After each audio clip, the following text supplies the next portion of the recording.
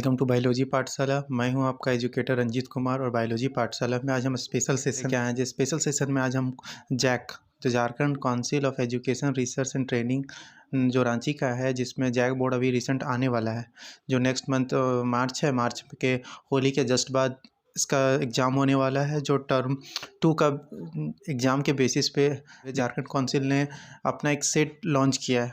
ठीक है, एक सेट नहीं 4-5 सेट लॉन्च किया है, जिस पे आज हम सेट देखेंगे सेट 1 देखेंगे केमिस्ट्री का पेपर, जो कि हम आपको सॉल्व करवाएंगे, वो भी 5 मिनट में कैसे आप सॉल्व कर सकते हैं पूरा सेट।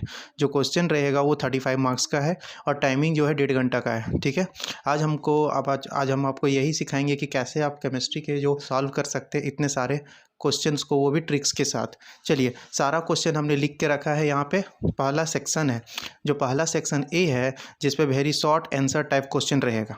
ठीक है, जिस पे आपको कितना रहेंगे, टोटल 7 क्वेश्चन रहेगा। हर एक क्वेश्चन 1 मार्क्स का रहेगा। ठीक है, जो पहला क्वेश्चन इसने पूछा है जो सेट में कि what is the unit of the first order rate of reactions. ठीक है, ये हमसे पूछा है कि बताइए कि first order rate of reactions का यूनिट क्या होगा।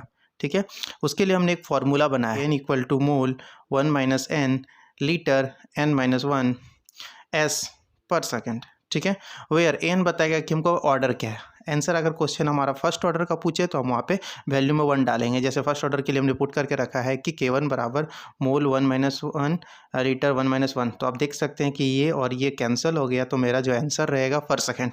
आप इस तरह लिख सकते हैं कि पर सेकंड डायरेक्ट आंसर रहेगा, कि आपको अगर कोई दिक्कत रहेगा तो आप जाके डायरेक्ट फार्मूला में पुट कर दें। सेकेंड क्वेश्चन हमसे पूछा है कि state an example of the emulsions. ठीक है, जो ये इमल्सन्स का एग्जाम्पल पूछा है, तो आप बोल सकते हैं कि एग होगा, यॉक होगा, बटर होगा, इस तरह करके आप 1 से 2 ज़्यादा एग्जाम्पल दे सकते हैं। तो तीसरा हमसे क्वेश्चन पूछा है कि what one example of the dye देख सकते हैं कि क्या क्वेश्चन पूछा है, what an example of bidentate ligands. ठीक है, जो ये कोऑर्डिनेशन कंपाउंड को क्वेश्चन पूछा है कि बाइडेंटेड लिगेंड का एग्जाम्पल बताइए, तो आप बोल सकते हैं ईएन होगा या ऑक्सो होगा। जो ईएन होता है इसका फुल फॉर्म होता है इथाइलामीन डायमीन्स। ठीक है, और ऑक्सो होता है वो ऑक्जेलेट आयंस रहता है। वो इस तरह करके आप और भी एग्जाम्पल डाल सकते हैं। ठीक है, और थर्ड जो फोर्थ क्वेश्चन पूछा है, फोर्थ क्वेश्चन में आपने आईपीएसी नेम पूछा है। आईपीएसी नेम्स के लिए आपको क्या करना है कि आपको लॉन्गेस्ट चेन सेलेक्ट करना है। तो आप देख सकते हैं यहाँ से, तो आप यहाँ 1 ले सकते हैं, यहाँ 2 ले सकते हैं, या 3 ले सकते हैं। जो 3 होता है उसके लिए बोल सकते हैं आप प्रॉप होता है। ठीक है, और जो देख सकते हैं सब्स्टिट्यूट क्या लगा, फंक्शनल ग्रुप, तो आप अमाइन के तौर पे लास्ट में लगा सकते हैं। अगर कॉमन नेम आपको लिखा पूछेगा तो आप प्रोपाइल एमीन भी लिख सकते हैं। ठीक है, जो हम देखना चाहते हैं कि क्वेश्चन नंबर 5 जो है क्या पूछा है, what is the name of the sugar present in DNA. जो डीएनए होता है उसमें शुगर क्या होता है, तो आप डायरेक्टली डीएनए का फुल फॉर्म लिखेंगे तो आपको पता चल जाएगा कि एग्जैक्टली इसमें आंसर क्या है। तो हम डीएनए का फुल फॉर्म लिखे हैं तो डीऑक्सीराइबो न्यूक्लिक एसिड्स है। तो हमसे डीएनए में पूछा कि शुगर क्या है, तो शुगर में उसमें देख सकते हैं कि राइबोज शुगर है। तो वह देख सकते हैं यहाँ शुगर में राइबोज है, तो आप राइबोज की जगह पूरा लिख सकते हैं डीऑक्सीराइबो है।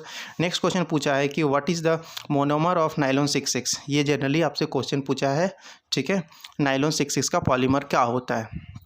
ठीक है, तो इसमें हम लिख सकते हैं हेक्सामिथाइल डायमीन टेट्राएसीटेट या हेक्सामिथाइल डायमीन लिख सकते हैं। जो फार्मूला आपसे पूछे तो फार्मूला के तौर पर भी ये लिख सकते हैं, क्योंकि यह 6 है तो इसलिए उसने हेक्सा लिखा है। ठीक है, और यहाँ अंदर मिथाइल ग्रुप लिख सकता है। ठीक है, और फर्स्ट और लास्ट में एमीन ग्रुप है इसलिए वो डायमीन लिखा है। ठीक है, अब लास्ट क्वेश्चन ये सेक्शन का बोल रहा है कि what is the tincture of the iodine. Iodine का टेंसचर क्या होता है, तो आप इस तरह से देख सकते हैं आंसर होगा एंटासिड्स। ठीक है, आंसर क्या होगा, एंटीसेप्टिक। एंटीसेप्टिक्स जो होता है, जो किसी भी तरह का चोट लगने पर हम यूज करते हैं, वो एंटीसेप्टिक होता है, वही एक टेंसटाइल होता है। हम यहाँ पे लिख के रखें कि टेंसटाइल एक सॉल्यूशन है जिसमें कुछ अमाउंट ऑफ एल्कोहल प्रेजेंट रहता है। अब हम सेक्शन सी भी देखते हैं, अब हम सेक्शन बी देखते हैं, जिसमें क्या है कि शॉर्ट आंसर टाइप क्वेश्चंस होगा। शॉर्ट आंसर टाइप क्वेश्चंस में जो कि होगा, जो हम देख सकते हैं कि 2 मार्क्स का हो सकता है। ठीक है, तो इस क्वेश्चन में पहला क्वेश्चन पूछा है reaction is of second order reactions. देखिए कि केमिकल काइनेटिक्स का क्वेश्चन है कि एक रिएक्शन जो सेकेंड ऑर्डर का रिएक्शंस है वो रिस्पेक्ट टू देयर रिएक्टेड के साथ है। तो पूछता है how the rate of the reaction effect. तो बताइए कि रेट ऑफ रिएक्शंस कैसा इफेक्ट करेगा अगर कंसंट्रेशन डबल हो जाए। पहला क्वेश्चन में डबल हो जाए या दूसरा में बोलता है हाफ हो जाए।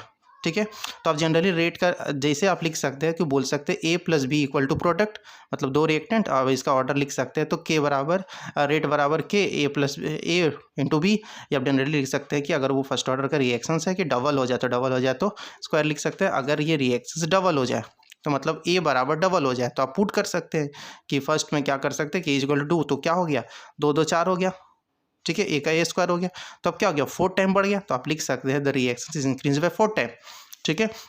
सेकेंड पूछता है अगर हाफ हो जाए तो हाफ हो जाए तो हाफ पुट कर देते हैं तो क्या हो सकता है डिक्रीज कर जाता है 4 टाइम से, ठीक है। कितना आसान क्वेश्चन पूछा था आपसे, ठीक है। अब हम लोग देखते हैं कि हमसे पूछा है कि 9 क्वेश्चन पूछा है कि what was the right the 3 difference between the physios options and chemis options, ठीक है। फिजियोज ऑप्शन और केमीज ऑप्शंस का 3 डिफरेंस बताइए, ठीक है। ये पूछा है तो फिजियोज ऑप्शंस और केमीज ऑप्शंस में, तो फिजियोज ऑप्शंस क्या होता है कि ये अब देख सकते हैं कि ये वंडरवाल फोर्स ऑफ अट्रैक्शंस पे डिपेंड करता है, ठीक है। ये arise from the van der Waals force एक वीक फोर्स ऑफ अट्रैक्शंस होता है। वही दूसरा हम देखना चाहेंगे तो it arise from the chemical bond formation, ये केमिकल बॉन्ड जब बनता है तब बनता है, ठीक है। और ये रिवर्सिबल होता है, मतलब हम रिएक्शंस का आगे भी जा सकते हैं और पीछे भी ला सकते हैं, ठीक है। तो रिवर्सिबल का साइन ऐसे रहता है, तो आप लिख सकते हैं ए और बी, मतलब ए से भी बी जा सकते हो, बी से भी ए जा सकते हैं, लेकिन ये रिएक्शंस रिवर्सिबल नहीं होता, ये ए रिवर्सिबल होता है, ठीक है। फिर हमसे पूछा है कि थर्ड में क्या कि कोई भी specific no specific in nature, कोई भी नेचर में कोई स्पेसिफिक नहीं रहता है, ठीक है। अब यहाँ पे देख सकते हैं कि highly specific in nature, natures के थ्रू बहुत स्पेसिफिक होता है। थर्ड क्वेश्चन है हमारे पास 10 क्वेश्चन पूछ रहा है कि IUPAC नेम बताइए फॉलोइंग कंपाउंड्स का। अब देख सकते हैं ये कोऑर्डिनेशन कंपाउंड का क्वेश्चन पूछा है, तो कोऑर्डिनेशन कंपाउंड में देख सकते हैं कि क्या होता है कि ये सेंट्रल मेटल आइटम होते हैं, ये हमारा लिगेंड है, ठीक है, ये लिगेंड है, और बाहर में काउंटर आयन्स होता है। ये काउंटर आयन क्या करता है, इसको बैलेंस करने का काम करता है। तो आप अगर नाम लिखना चाहते हैं तो नाम में आप देख सकते हैं कि पहले ये लिखना है, तो ये 6 है, तो आप लिख सकते हैं हेक्सा। ये जो है एमीन ग्रुप है तो इसका कोऑर्डिनेशन कंपाउंड में हम अमाइन लिखते हैं, लिख लिए। फिर हम सेंट्रल मेटल आइटम का लिखते हैं कोबाल्ट है, ठीक है, और इसका हम ऑक्सीडेशन नंबर निकाल सकते हैं, जैसे इसका एक्स मान लेते हैं और इसका ऑक्सीडेशन नंबर 6 इंटू ये न्यूट्रल लिगेंड है तो 0 हो गया, ठीक है। प्लस अब यहाँ 3 लिख सकते हैं और ये इसका 1 होता है, तो अब यहाँ से निकाल सकते हैं, -1 होता है, इसका निकाल सकते हैं, तो x इक्वल टू +3 आएगा। तो अब इसलिए यहाँ पे रोमन वर्ड में लिखा गया। और जो लास्ट में लिगेंड के जो बाहर काउंटर आयन रहता है वो जस्ट बैलेंस करने का काम करता है, वो क्या कर रहा है, कोई बैलेंस नहीं कर रहा है, जस्ट वो क्लोराइड के फॉर्म में लिख रहा है, इसलिए हम अंदर वाला लिगेंड को ही हम लोग उसको चेंज करते हैं। जैसे क्लोरीन रहेगा तो क्लोराइडो हो जाएगा, अमीन रहेगा तो अमाइडो हो जाएगा, ठीक है, इसलिए यहाँ पे क्लोराइड का सिर्फ क्लोराइड ही रहेगा। जो सेकंड क्वेश्चन पूछा है कि CrCl2H2O का होल ट्वाइस का प्लस है, तो उसके लिए हम नाम क्या कर सकते हैं कि इस केस में अल्फाबेटिकली जाना होगा, तो ये 4 देख सकते हैं, टेट्रा और वाटर को हम एक्वा लिखते हैं, ठीक है। और 2 क्लोराइड है तो यहाँ तो 2 क्लोराइडो बोलेंगे जो लिगेंड के अंदर में था। और ये क्रोमियम है, क्रोमियम का आपको सिखाएं कि कैसे ऑक्सीडेशन नंबर निकाल सकते हैं, -2 0 इज इक्वल टू उधर जाके +2 हो जाएगा, ठीक है। थर्ड पूछा है कि K4FeZn का पूछा है, तो आप लिख सकते हैं कि ये पोटासियम है, पोटासियम तो क्या है कि पोटासियम, ठीक है, अंदर वाला का 6 है तो हेक्सा, और ये साइनाइड है तो साइनाइडो लिखते हैं। और आयरन का ये आयरन है, फेरेट है तो ये आयरन है तो ये फेरेट लिखेंगे। फेरेट क्यों होते हैं कि जब हम वीडियो बनाएंगे इस पर तो आपको समझाएंगे कैसे हुआ ये प्लस माइनस के फॉर्म में, क्योंकि जब इसका ऑक्सीडेशन स्टेट निकालते हैं तब ये प्रॉब्लम में दिखाता है। इस तरह का क्वेश्चन आपको देखने को मिलेगा, ठीक है।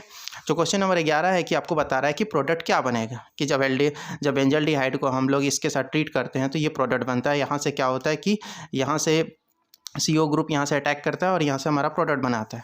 और वही वाला अगर एमीन को ब्रोमीन वाटर में ट्रीट करें तो अल्फा बीटा एंड पारा पोजीशंस में जाता है, मतलब 2,6,4 डाइब्रोमो एनलीन बनाता है। और वही यहाँ पे हम देख सकते हैं, इस पर अगर SOCl2 का रिएक्शंस करें तो ये रिएक्शंस यहाँ पे H हट के हाइड्रोलाइसिस वाटर होके क्या हो जाएगा, एक ही यहाँ पे O बॉन्ड बन जाएगा, ठीक है।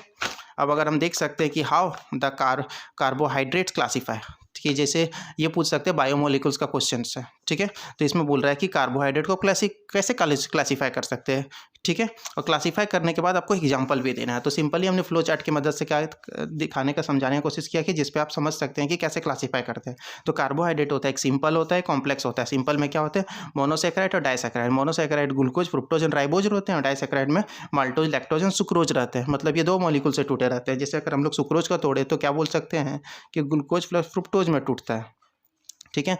और अगर माल्टोज को तोड़े तो ग्लूकोज प्लस ग्लूकोज में टूटता है। तो ये डाइसैकेराइड इसलिए बोला कि तो 2 यूनिट ऑफ शुगर से बने होंगे। और जो पॉलीसैकेराइड रहेंगे वो स्टार्च रहेगा जो प्लांट में स्टोर रहता है, और जो ग्लाइकोजन जो एनिमल्स के फॉर्म में स्टोर रहता है, ये लंबा चेन रहता है, मतलब मिनी नंबर ऑफ पॉलीमर से जुड़े रहते हैं, ठीक है। नेक्स्ट क्वेश्चन हमसे पूछा है नेक्स्ट क्वेश्चन हमसे पूछा है व्हाट इज नेचुरल रबड़। ये नेचुरल रबड़ है क्या, डिफाइन कीजिए, और उसका नेम बताइए कुछ, और फॉर्मूला भी बताइए कि क्या है। तो हम नेचुरल रबर को जल्दी डिफाइन कर सकते हैं। नेचुरल रबर को डिफाइन कर सकते हैं कि natural rubber is an elastic substance and obtain from the lecture swap and the tree से ऑब्टेन किया गया। तो अगर इसका मोनोमर बोले तो C5H8 होता है, ठीक है। फॉर्मूला लगा देंगे तो इस पर N लगा देंगे, N मोनोमर्स में टूटा रहता है। अगर इसका ये IPOC नेम लिखने की कोशिश करें तो लिख सकते हैं 2-methyl-but-1,3 डाइन आइसोप्रोपीन। इस तरह स्ट्रक्चर बोला तो स्ट्रक्चर आप इस तरह बना सकते हैं, ठीक है। फिर हमसे पूछा है कि शॉर्ट नोट लिखिए। ये हमेशा एक झारखंड बोर्ड का ट्रिक्स होता है कि शॉर्ट नोट लिखने देता है।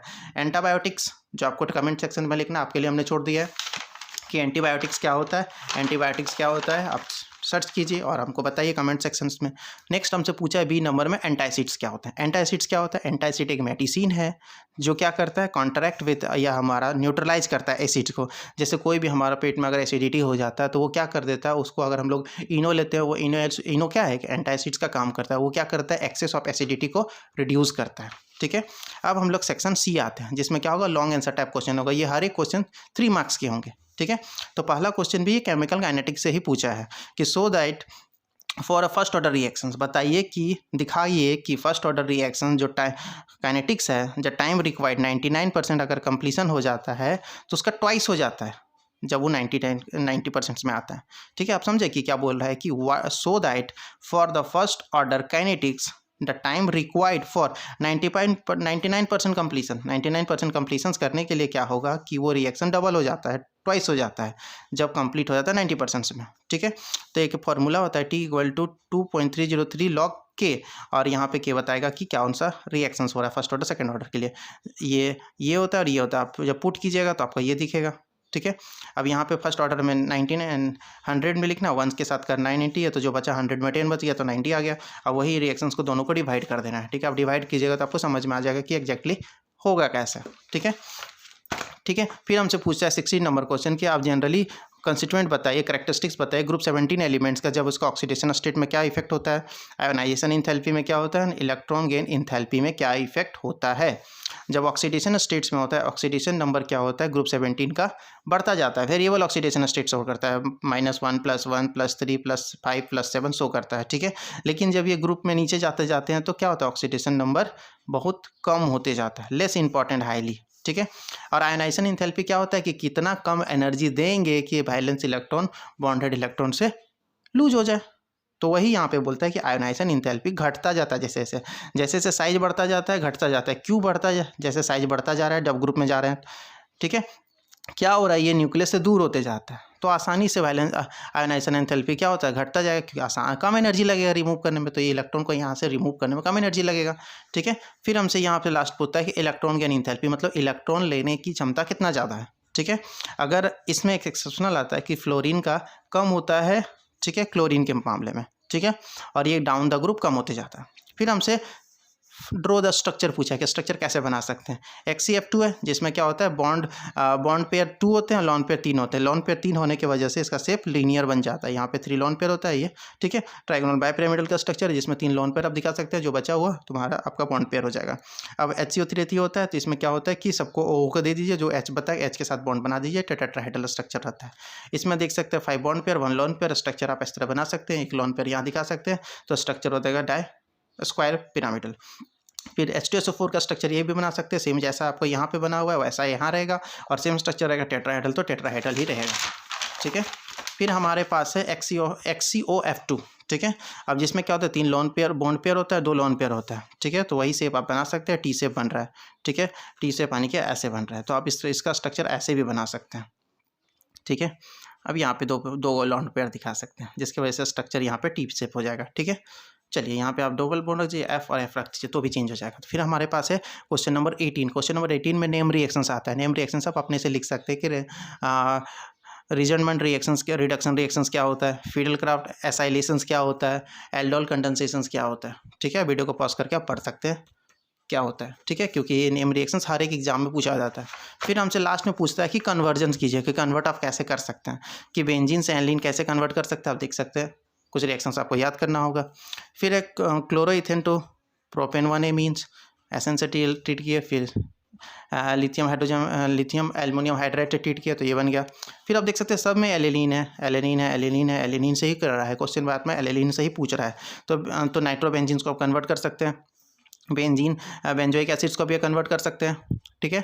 फिर हमारे पास है एलेनिन टू बेंजल्डिहाइड। ये रिएक्शन बहुत इंपॉर्टेंट है, ये क्वेश्चन में पूछा जाता है, ठीक है। हमने आपको पहला सेट केमिस्ट्री का सॉल्व करवा दिया है, जिस पे आपने सारा ट्रिक्स के साथ अपना समझ चुका है कि कितना इंपॉर्टेंट था वीडियो। अब जो अगला वीडियो आएगा जो बायोलॉजी को लेके आएंगे, जिसमें बायोलॉजी का जो पहला सेट रहेगा उसको हम सॉल्व करेंगे, वो 35 मार्क्स का रहेगा।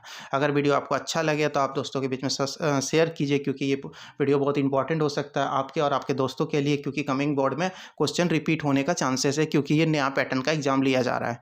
ठीक है, चलिए बायोलॉजी पाठशाला में आपको वीडियो देखने के लिए थैंक यू।